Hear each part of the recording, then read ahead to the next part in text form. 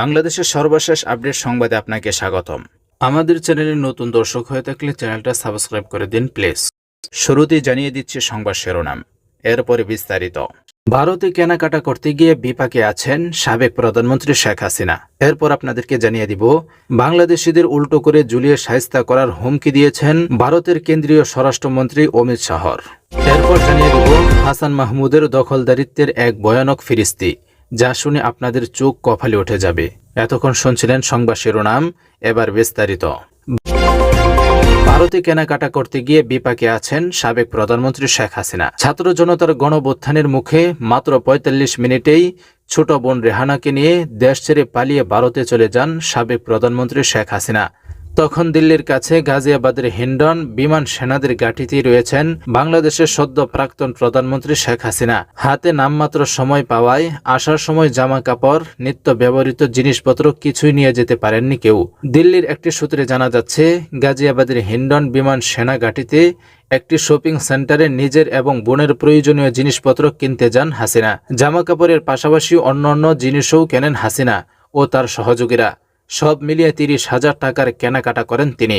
ভারতীয় মুদ্রাতেই দাম মেটাতে যান হাসিনা, কিন্তু কিছু টাকা কম পড়ে। এরপর বাংলাদেশের মুদ্রায় দিয়ে বাকি দাম মিটিয়ে দেন তিনি। এক প্রকার অবৈধভাবে ভারতে রয়েছেন শেখ হাসিনা।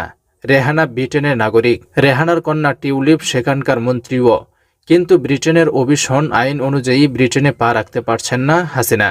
ভারতে কতদিন এভাবে থাকবেন হাসিনা, তা নিয়েও এখন চলছে আলোচনা। জানা গেছে ৫ আগস্টের ৩ দিন পর বৃহস্পতিবারই ভারত ছেড়ে চলে গেছেন হাসিনার সহযোগীরা।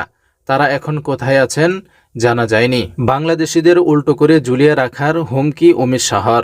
ভারতের কেন্দ্রীয় স্বরাষ্ট্রমন্ত্রী অমিত শাহ প্রতিটি বাংলাদেশি অনুপ্রবেশকারীকে হুমকি দিয়ে বলেছেন, ধরা পড়লে তাদের উল্টো করে ঝুলিয়ে রাখা হবে। গত শুক্রবার ২০ সেপ্টেম্বর ঝাড়খণ্ড রাজ্যের সাহেবগঞ্জ জেলায় এক নির্বাচনী জনসভায় দেওয়া বক্তব্যে রাজ্যটিতে ভারতীয় জনতা পার্টির সরকার গঠনের পর বাংলাদেশিদের বিরুদ্ধে ব্যবস্থা নেওয়ার এমন হুঁশিয়ারি দেন প্রভাবশালী এই নেতা।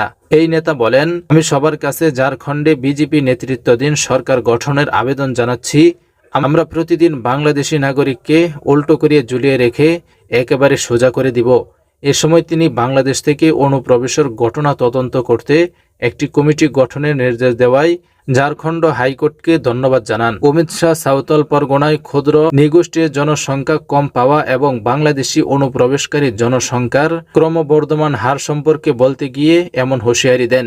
তিনি বলেন, এই ভূখণ্ডের মালিক নৃগোষ্ঠীর লোকজন, তবে অনুপ্রবেশকারীদের সংখ্যা বাড়ছে। নৃগোষ্ঠীর জনসংখ্যা ৪৪% থেকে ২৮% নেমে গেছে।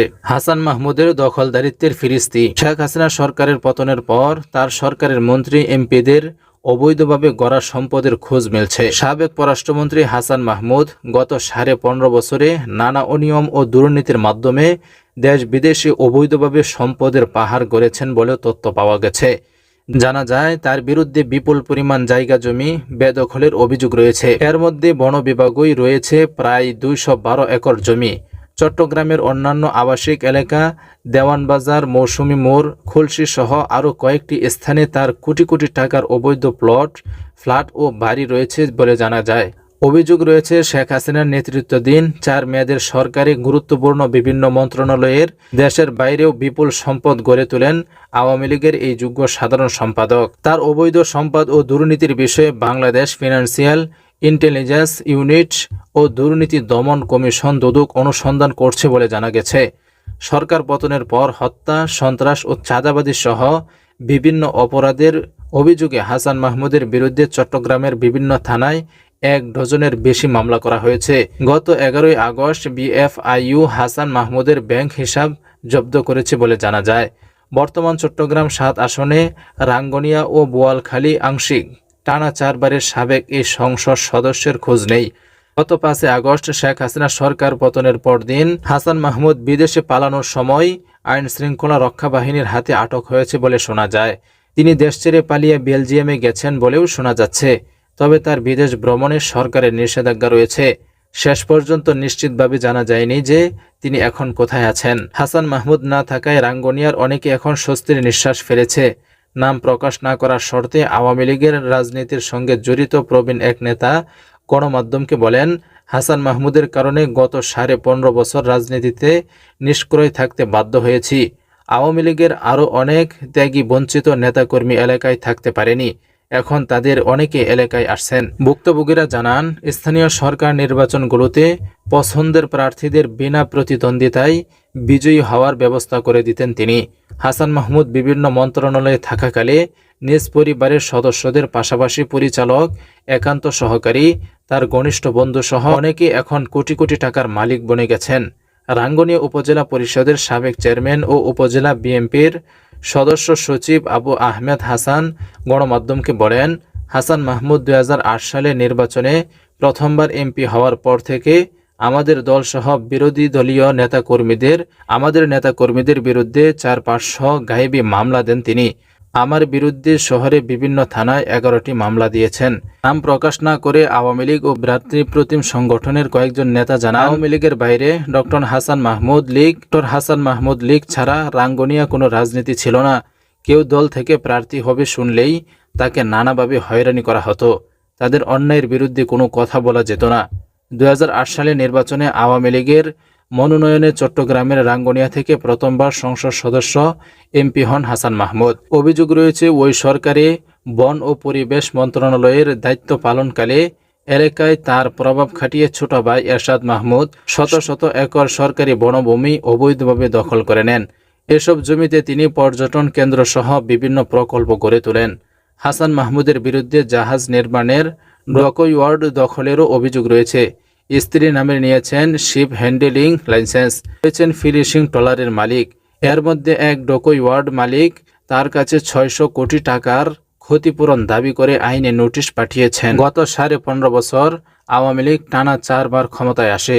এ সময় হাসান মাহমুদও 4 বার চট্টগ্রামের রাঙ্গুনিয়া থেকে আওয়ামী লীগ দলীয় এমপি নির্বাচিত হন। তিনি গত 15.5 বছর পররাষ্ট্র প্রতিমন্ত্রী, বন ও পরিবেশ প্রতিমন্ত্রী, তথ্য ও সম্প্রচার মন্ত্রী এবং সর্বশেষ পররাষ্ট্র মন্ত্রীর দায়িত্ব ছিলেন। আওয়ামী লীগের সর্বশেষ জাতীয় সম্মেলনে তাকে দলের যুগ্ম সাধারণ সম্পাদক করা হয়। এর আগে তিনি দলটির প্রচার সম্পাদকের দায়িত্বে ছিলেন। হলফনামায় হাসান মাহমুদের স্ত্রী নুরান ফাতেমার 10 কোটি 35 লাখ টাকার স্থায়ী ও অস্থায়ী সম্পদ দেখানো হয়েছে। তিনি চট্টগ্রাম নগরীর সিরাজউদ্দৌলা সড়কে চৌধুরী টাওয়ার নামের একটি বহুতল ভবন নির্মাণ করেছেন। ওই ভবনে তার 100 কোটি টাকা বিনিয়োগ রয়েছে বলে দাবি করছেন সংশ্লিষ্ট ব্যক্তিরা। যদিও ওই ভবন তার শ্বশুর পক্ষের বলে পরিবার থেকে দাবি করা হয়। সরকার পতনের দিন সিরাজউদ্দৌলা রোড ও মৌসুমী মোড়ের ভবন দুটিতে হামলা চালিয়ে ব্যাপক ভাঙচুর করে বিক্ষুব্ধ জনতারা। নির্বাচনের হলফনামায় দেওয়া তথ্য অনুযায়ী সংসদ সদস্য ও মন্ত্রী হিসাবে প্রাপ্ত ভাতা ছাড়া হাসান মাহমুদের বার্ষিক আয় 2,77,000 টাকা। কিন্তু দুদকে দেওয়া অভিযোগের তথ্য অনুযায়ী গত 15.5 বছর হাসান মাহমুদের সম্পদ বেড়েছে 4,683 গুণ। তিনি নামে বেনামে হাজার কোটি টাকার মালিক। শুধু দেশেই নয়, সংযুক্ত আরব আমিরাতে আজমান নামের এলাকায় বিপুল পরিমাণ জায়গা কিনে বাড়ি, হোটেল সহ বিভিন্ন স্থাবর সম্পদ করেছেন তিনি। খুলশী বাকলিয়া মৌজায় রয়েছে তার কয়েক একর সম্পত্তি। নামে বেনামে বিভিন্ন ব্যাংকে রয়েছে বিপুল পরিমাণ অর্থ ও এফডিআর। এছাড়া বাড়ি কিনেছেন কানাডায়ও। ঢাকা সহ দেশের বিভিন্ন এলাকায় তার অটল সম্পদ রয়েছে বলে বিভিন্ন সূত্রে জানা গেছে।